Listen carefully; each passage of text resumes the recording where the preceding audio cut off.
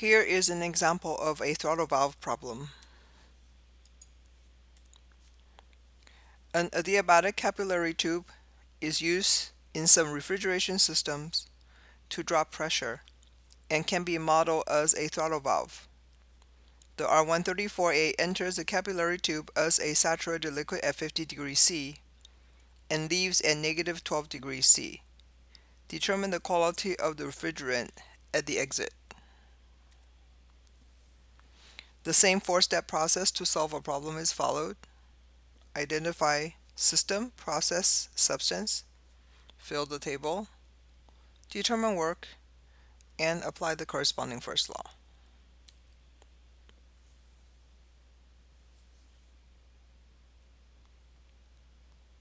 Here is the general conservation of mass equation, where the summation of the mass flow must equal to all of the mass flow rate out for a steady-state steady flow device.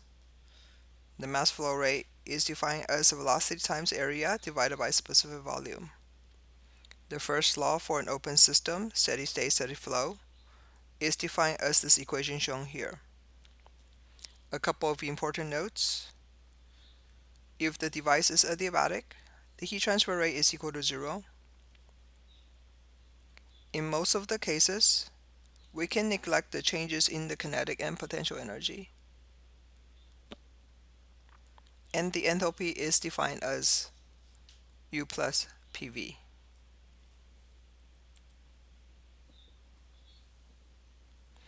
We can model the capillary tube as a throttle valve.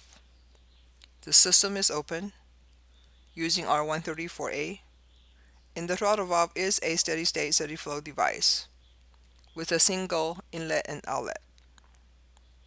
We can now find the enthalpy for the inlet since two intensive properties are given.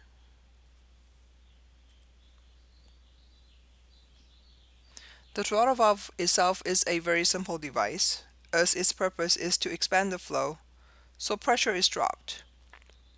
The flow consists of a single stream in and out, and we can assume that the flow is adiabatic. There's no work, and changes in the potential energy and kinetic energy can be neglected. This results in a very simple first law, where all of the terms are dropped. Only enthalpies remain. That enthalpy, inlet, and outlet enthalpies must be the same.